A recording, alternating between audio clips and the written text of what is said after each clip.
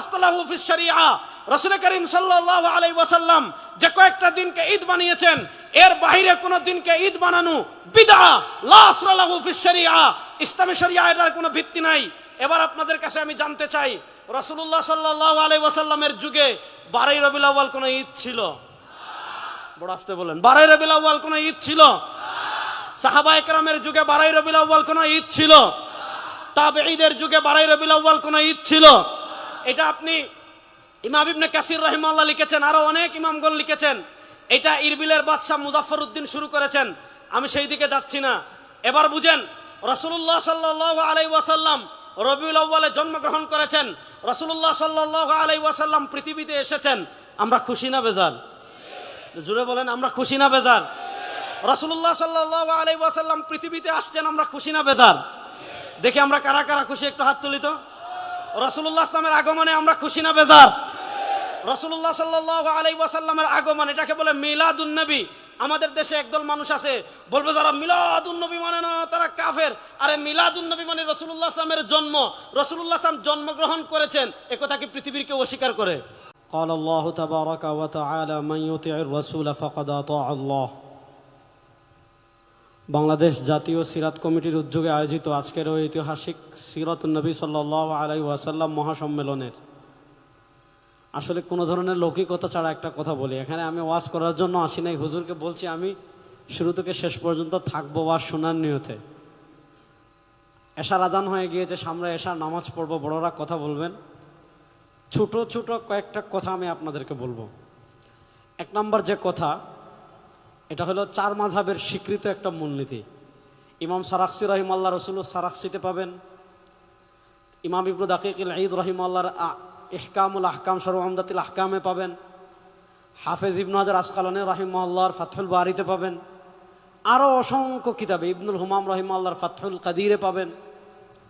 ইসলামী শরিয়ার একটা মৌলিক থিম আছে, পথ চলার একটা মৌলিক স্ট্রাকচার আছে।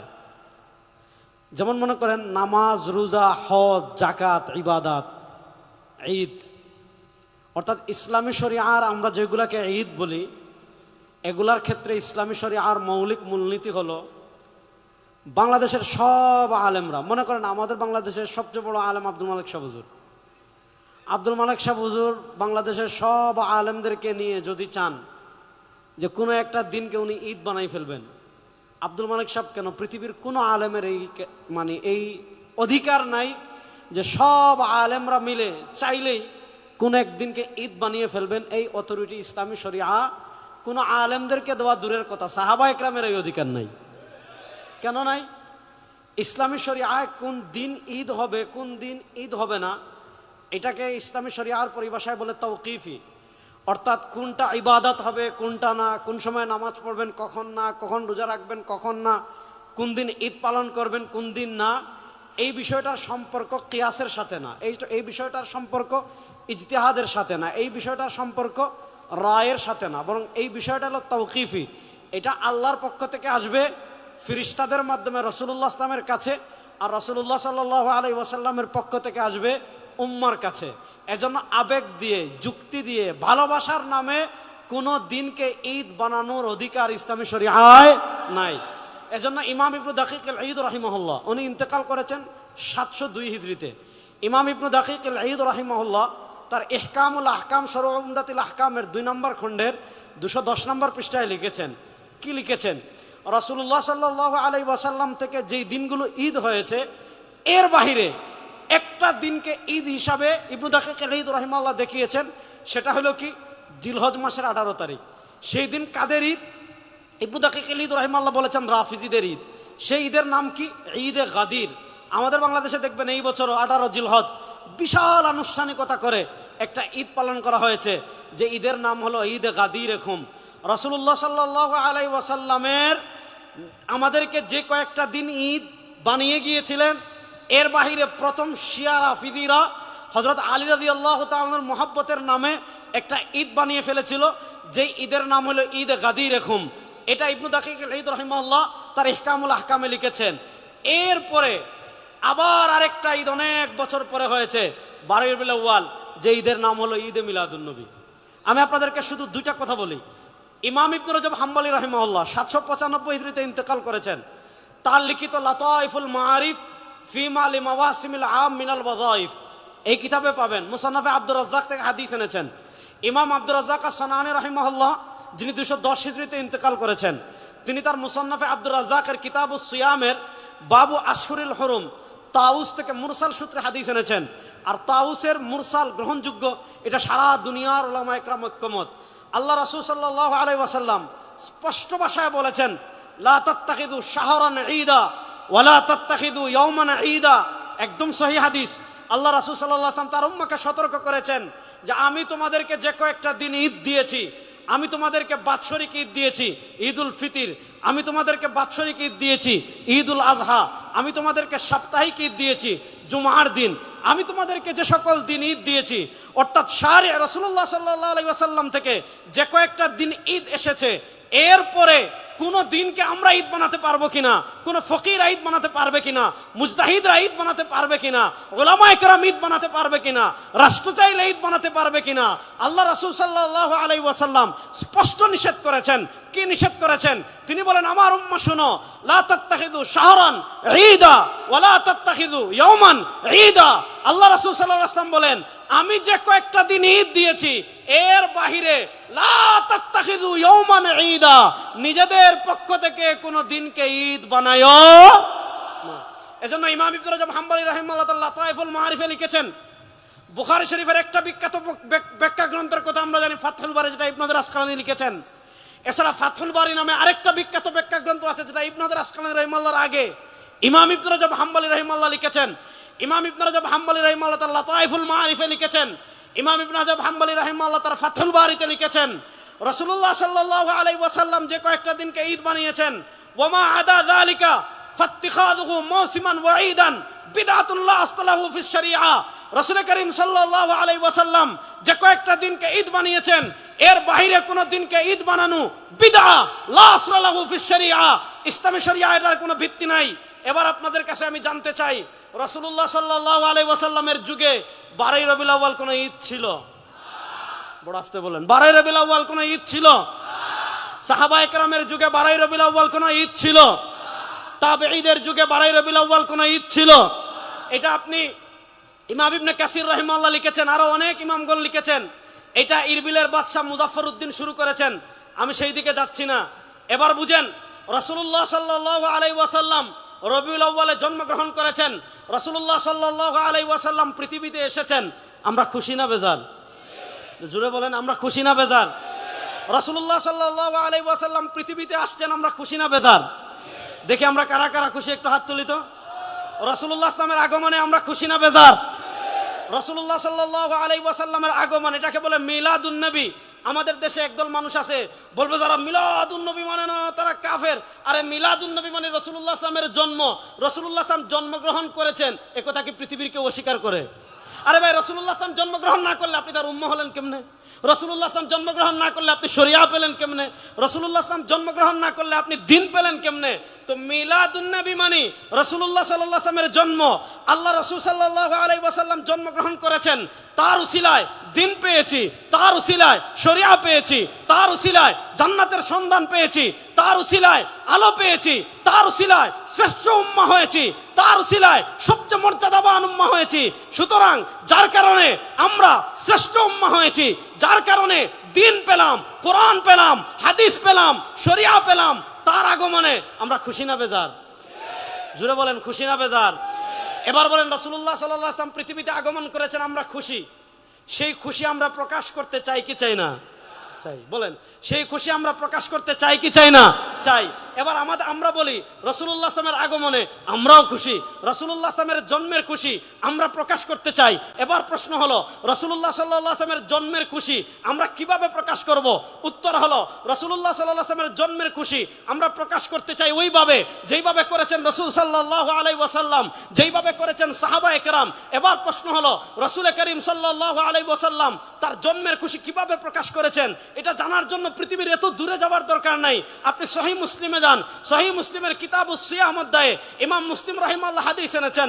হযরত আবু কাতাদা আনসারী রাদিয়াল্লাহু তাআলা থেকে বর্ণিত হাদিস, সুইলা আন সিয়াম ইয়াউমিল ইসনাইন, আল্লাহ রাসূল সাল্লাল্লাহু আলাইহি ওয়াসাল্লাম সপ্তাহে প্রত্যেক সোমবারে রোজা রাখতেন। আবু কাতাদা আনসারী বলেন, রাসূলুল্লাহ সাল্লাল্লাহু আলাইহি ওয়াসাল্লামকে জিজ্ঞাসা করা হলো, আপনি প্রত্যেক সোমবারে কেন রোজা রাখেন? আল্লাহ রাসূল সাল্লাল্লাহু আলাইহি ওয়াসাল্লাম তিনটা কারণ বলেছেন। দুই কারণ পাওয়া যায় মুসলিম শরীফে, আরেক কারণ পাওয়া যায় শামাইলে তিরমিজিতে।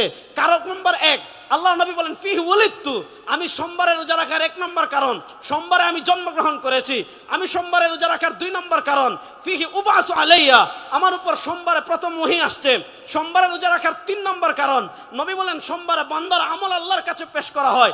ইন্নী উহিব্বু আন উরাদা আমালি ওয়া আনা সাইম, সরকারে দু আলম বলেন আমি পছন্দ করি আমার আমলকে এমন অবস্থায় আল্লাহর কাছে পেশ করা হোক যে আমি রোজাদার। এবার দেখেন, একটা হলো জন্মবার আর একটা হলো জন্ম তারিখ। জন্মবার সপ্তাহে আসে একবার, জন্ম তারিখ বছরে আসবে একবার।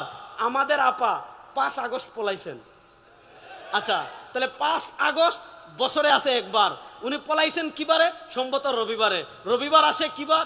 সপ্তাহে একবার। মনে করেন আজকের এই মাহফিল, এটা কত তারিখ? 11 আগস্ট, 21 আগস্ট। 21 আগস্ট বছরে আসে একবার, বার হলো কি? শুক্রবার। বার আসে সপ্তাহে একবার। এবার একটা জিনিস খেয়াল করেন, আল্লাহ রাসূল সাল্লাল্লাহু আলাইহি ওয়াসাল্লাম তার জন্মের খুশি স্বরূপ কি করছেন? এক নাম্বার, তিনি তার জন্মের শুকরিয়া আদায় করার জন্য তারিখ নির্ধারণ করেন নাই, তিনি তার জন্মের শুকরিয়া স্বরূপ নির্ধারণ করেছেন বারকে। বার আসে সপ্তাহে একবার, মাসে আসে কমসে কম 4 বার। 12 মাসে যদি 1 বছর হয়, 4 বার 48। আল্লাহ রাসূল সাল্লাল্লাহু আলাইহি ওয়াসাল্লাম তার জন্মের খুশি প্রকাশ করার জন্য তারিখ নির্ধারণ করেন নাই। কসম আল্লাহর, কসম আল্লাহর, কসম আল্লাহর, আল্লাহ রাসূল সাল্লাল্লাহু আলাইহি ওয়াসাল্লাম তার জন্মের শুকরিয়া আদায় স্বরূপ 12ই রবিউল আউয়াল কোন আমল করেছেন, সহিহ হাদিস দূরের কথা, কিয়ামত পর্যন্ত জাল হাদিসও কেউ দেখাতে পারবে না, জাল হাদিসও দেখাতে পারবে না। আল্লাহ রাসূল সাল্লাল্লাহু আলাইহি ওয়াসাল্লাম তার জন্মের শুকরিয়া স্বরূপ কি করেছেন? তারিখ নির্ধারণ করেন নাই, সোমবারে রোজা রেখেছেন। এবার দেখেন আমাদের কাজ কি? ইতাআতে রাসূল। আল্লাহ বলেছেন মান ইউতির রাসূলা ফাকাদ আতা আল্লাহ। আল্লাহ বলেছেন ইয়া আইয়ুহাল্লাযীনা আমানু আতিউল্লাহ ওয়া আতিউর রাসূল। আল্লাহ বলেছেন মা আতাকুমুর রাসূলু ফাখুযু ওয়া মা নাহাকুম আনহু ফান্তাহু। আল্লাহ বলেছেন মা কানা লিমুমিন মা কানা লিমুমিনিন ওয়ালা মুমিনাতিন ইযা কাযাল্লাহু ওয়া রাসূলুহু আমরান আন তাকুনা লাকুমুল খিয়ারাতু বাইনাহুম। আল্লাহ তাআলা বলেছেন মাইয়ুতির রাসূলা ফাকাদ আতা আল্লাহ, যারা রাসূলের আনুগত্য করবে তারা আল্লাহর আনুগত্য করবে। এবার দেখেন রাসূল নির্ধারণ করেছেন বার, আমি নির্ধারণ করলাম তারিখ। রাসূল রাখলেন রোজা, আমি বানাইলাম ঈদ। রাসূলের আনুগত্য বাদ দিয়ে যারা 12ই রবিউল আউয়াল কথিত সাইয়্যিদুল আয়াত পালন করবে, এরা ভণ্ড ছাড়া কিছু না। প্রকৃত আশিকে রাসূল প্রমাণিত হবে ইতাআতে রাসূলের মাধ্যমে। সময় কম, আমি সংক্ষিপ্ত করছি। জীবনের সব ক্ষেত্রে রাসূলুল্লাহ সাল্লাল্লাহু আলাইহি ওয়াসাল্লামের আনুগত্য যারা করবে তারাই প্রকৃত আশিকে রাসূল। আর যাদের জীবনের সব ক্ষেত্রে রাসূলুল্লাহ সাল্লাল্লাহু আলাইহি ওয়াসাল্লামের আনুগত্য নাই, তারা যত আশিকে রাসূল দাবি করুক, ইশকে রাসূলের সাথে তাদের কোনো সম্পর্ক নাই। এবার বলেন জীবনের সব ক্ষেত্রে রাসূলুল্লাহ সাল্লাল্লাহু আলাইহি ওয়াসাল্লামের আনুগত্য করার জন্য আমরা প্রস্তুত আছি তো ইনশাআল্লাহ? জীবনের সব ক্ষেত্রে রাসূলুল্লাহ সাল্লাল্লাহু আলাইহি ওয়াসাল্লাম আমাদের আদর্শ। লাকাদ কানা লাকুম ফি রাসূলিল্লাহি উসওয়াতুন হাসানাহ। আল্লাহ তাআলা পবিত্র কোরআনে স্পষ্ট ভাষায় বলেছেন লাকাদ কানা লাকুম ফি রাসূলিল্লাহি উসওয়াতুন হাসানাহ, তোমাদের জন্য তোমাদের রাসূল হলেন সর্বোত্তম আদর্শ। রাসূলুল্লাহ সাল্লাল্লাহু আলাইহি ওয়াসাল্লামের আদর্শ আমরা আমাদের শরীরে মানব, আমরা আমাদের ঘরে মানব, আমরা আমাদের সমাজে মানব, আমরা আমাদের রাষ্ট্রে মানব, আমরা আমাদের বিচারে মানব, আমরা আমাদের সংসদে মানব। যারা জীবনের সব ক্ষেত্রে রাসূলের সুন্নাহ, রাসূলের ইসলাম বাস্তবায়নের চেষ্টা করবে, তারাই প্রকৃত আশিকে রাসূল, তারাই প্রকৃত নবীর ভালোবাসার দাবিদার। আমি শেষ আরেকটা কথা বলি, শুনেন। 1947 সালে ব্রিটিশ বিদায় নিয়েছে। 2024 সালে শেখ হাসিনা পালিয়েছিলেন। শেখ হাসিনা পালানোর পর বাংলাদেশে অনেকগুলো সংস্কার কমিশন গঠন হয়েছিল। কেন হয়েছিল? 17 বছর তারা অবৈধভাবে ছিল। যা কিছু রেখে গিয়েছে সেগুলা পরিবর্তন করার জন্য, সংস্কার করার জন্য সংস্কার কমিশন গঠন করা হয়েছে। আমি আমার তারুণ্যের কাছে জানতে চাই, আমি আমার যুবকদের কাছে জানতে চাই, আমি আমার এই তাওহীদ প্রিয় জনতার কাছে জানতে চাই, 1803 সাল থেকে নিয়ে 1947 সাল পর্যন্ত যারা আমাদের দেশ দখল করে রেখেছিল, যারা আমাদের দেশে জুলুম করেছিল, যারা আমাদের দেশের সম্পদ লুণ্ঠন করেছিল, যারা আলেমদের উপর অত্যাচার করেছিল, সেই ব্রিটিশ বেনিয়ারা যে আইন আমাদের দেশে রেখে গিয়েছে, ব্রিটিশ বেনিয়ারা যে বিচার ব্যবস্থা আমাদের দেশে রেখে গিয়েছে, ব্রিটিশ বেনিয়ারা যে শিক্ষা ব্যবস্থা আমাদের দেশে রেখে গিয়েছে, ব্রিটিশ বেনিয়ারা যে অর্থনীতি আমাদের দেশে রেখে গিয়েছে, সেই ব্রিটিশ বেনিয়াদের বিচার ব্যবস্থা 54 বছর বাংলাদেশে ব্যর্থ হয়েছে। খুন বন্ধ করতে পারে নাই, দর্শন বন্ধ করতে পারে নাই। এই রবিউল আউয়াল থেকে দীপ্ত শপথ নেন, ব্রিটিশের বিচার ব্যবস্থা বাংলাদেশে আর চলবে না, বিশ্ব নবীর বিচার ব্যবস্থা বাংলাদেশে বাস্তবায়ন হবে। প্রস্তুত আছেন তো যুবকরা ইনশাআল্লাহ? প্রস্তুত আছেন তো যুবকরা ইনশাআল্লাহ? এই রবিউল আউয়ালে আমাদের দীপ্ত শপথ নিতে হবে, ইসলামের নাম নিয়ে কোনো মুনাফিকি বাংলাদেশে আমরা সহ্য করব না। আমাদের দেশে একদল দেখবেন কুচ আমেরিকা, কুচ ইন্ডিয়া, কুচ জাতিসংঘ, কুচ ইসলাম। আমেরিকারেও খুশি করতে চায়, ভারতরেও খুশি রাখতে চায়, জাতিসংঘরেও খুশি রাখতে চায়, পাগলা ট্রাম্পরেও খুশি রাখতে চায়, দুলাভাই মোদিজিরেও খুশি রাখতে চায়। আবার ইসলামের কথা বলবে, ইসলাম নিয়ে তামাশায় বাংলাদেশে আর চলতে দেওয়া হবে না ইনশাআল্লাহ। আপনারা প্রস্তুত আছেন তো? আমার নবী যে ইসলামের জন্য দান শহীদ করেছেন, আমার নবী যে আদর্শের জন্য রক্ত ঝরিয়েছেন, সেই পিওর রাসূলের রাষ্ট্র ব্যবস্থা বাংলাদেশে প্রতিষ্ঠা হোক। আমার তারুণ্য প্রস্তুত আছেন না? না ইনশাআল্লাহ। শেষ একটা কথা বলে আমি আপনাদের থেকে বিদায় নেব, শুনেন। আজকে এখানে আসার পথে খবর পেয়েছি আমাদের দেশে একজন ধর্ম প্রতিমন্ত্রী হয়েছেন। সরকার যাকে ইচ্ছা তাকে ধর্ম প্রতিমন্ত্রী বানাক, আমাদের আপত্তি নাই, আমরা এটা নিয়ে আপত্তি করি না। কিন্তু শুনেন, এই বাংলাদেশের ম্যাক্সিমাম মানুষ, সংখ্যাগরিষ্ঠ মানুষ আহলুস সুন্নাহ ওয়াল জামাতের অনুসারী। বলেন, এই বাংলাদেশের সংখ্যাগরিষ্ঠ মানুষ কি আহলুস সুন্নাহ ওয়াল জামাতের অনুসারী? আমরা স্পষ্ট ভাষায় বলি যে আপনারা যেই ক্ষমতায় যান, ইতিহাসের নামে মুআবিয়া রাদিয়াল্লাহু তাআলার সমালোচনা পাঠ্যপুস্তকে আনবেন, যে আঙ্গুল দিয়ে লিখবেন ওই আঙ্গুল ভাঙা ফেলামু। কিন্তু ইতিহাসের নামে হযরত উসমান গনি রাদিয়াল্লাহু তাআলার সমালোচনা করবেন, সাহাবা একরামের সমালোচনা করবেন, ওই তামাশা বাংলাদেশে আর চলবে না। আপনারা ধর্মমন্ত্রী বানিয়েছেন, আমি ধর্মমন্ত্রী বানাচ্ছেন এটা নিয়ে সমালোচনা করছি, তাকে ধর্মমন্ত্রী বানান, সমস্যা নাই। কিন্তু যদি আমাদের ইসলামিক ফাউন্ডেশনের কোনো বইয়ে অথবা আমাদের দেশে আবহমান কাল থেকে, হাজার বছর থেকে যে নামাজ চলে আসছে, যে ইবাদত চলে আসছে, যে দিন চলে আসছে, এগুলা যদি পরিবর্তন করার চেষ্টা করেন, মাননীয় প্রধানমন্ত্রী আপনার দৃষ্টি আকর্ষণ করছি, জাতীয় মসজিদে সবার আগে জাতীয়ভাবে বাহাস হবে ইনশাআল্লাহ। ওদিকে 100 জন থাকবেন, এক রেজাউল করিম আপনার যথেষ্ট ইনশাআল্লাহ। 100 জন আনবেন, এক রেজাউল করিম আপনার যথেষ্ট ইনশাআল্লাহ। ঘোষণা দিচ্ছি, আমাদের নামাজকে জাল প্রমাণ করবে, আমাদের ইবাদতকে জাল প্রমাণ করবে পৃথিবীতে এমন কোন বাপের বেটার জন্ম হয়। সুতরাং আপনারা যাকে ইচ্ছা তাকে ধর্ম প্রতিমন্ত্রী বানান, কিন্তু আবহমান কাল থেকে, হাজার বছর থেকে আহলুস সুন্নাহ ওয়াল জামাতের অনুসরণ করে দেশের মানুষ যে ইবাদত করে আসতেছে, এগুলা ভুল প্রমাণ করে যদি কোন সিলেবাস আপনারা বাস্তবায়ন করতে চান, আগে বায়তুল মুকাররম বাস হবে, তারপরে সমাধান হবে ইনশাআল্লাহ। আপনারা নবীর আদর্শ বাস্তবায়ন করার জন্য প্রস্তুত আছো তো যুবকরা ইনশাআল্লাহ? শুনেন, পৃথিবীর প্রান্তে প্রান্তে এই শতাব্দী, আমি সব জায়গায় বলি, গত 100 বছর ভাই মাইর খাইছি, আগামী 100 বছর মার দিব ইনশাআল্লাহ। গত 100 বছর পরাজিত হয়েছে, আগামীর পৃথিবী ইসলামের বিজয়ের শতাব্দী হবে ইনশাআল্লাহ। আগামী পৃথিবীতে 2টা লড়াই হবে, তারুণ্য প্রস্তুত আছেন তো ইনশাআল্লাহ? আমার নবী 1400 বছর আগে বলেছেন, ইসাবাতান মিন উম্মতি আহরাজাহুম আল্লাহু মিনান নার। প্রস্তুতি নেন ইনশাআল্লাহ। হিন্দুস্তানের হিন্দুবাদী আধিপত্যবাদী শক্তির বিরুদ্ধে লড়াই হবে ইনশাআল্লাহ। ইহুদিবাদী আধিপত্যবাদী শক্তির বিরুদ্ধে লড়াই হবে। হিন্দুস্তান থেকে নিয়ে মসজিদে আকসা পর্যন্ত ইসলামের পতাকা, কালেমার পতাকা উড্ডীন হবে ইনশাআল্লাহ। আল্লাহ তাআলা আমাদেরকে প্রকৃত ইসলাম মেনে চলার তৌফিক দান করেন। আল্লাহ তাআলা জীবনের সব ক্ষেত্রে সিরাত রাসূলের অনুসরণ করার তৌফিক আমাদেরকে দান করেন। সুবহানাকা আল্লাহুম্মা বিহামদিকা আশহাদু আল্লা ইলাহা ইল্লা আনতা আস্তাগফিরুকা ওয়া আতুবু ইলাইক। আসসালামু আলাইকুম ওয়া রাহমাতুল্লাহি ওয়া বারাকাতুহু।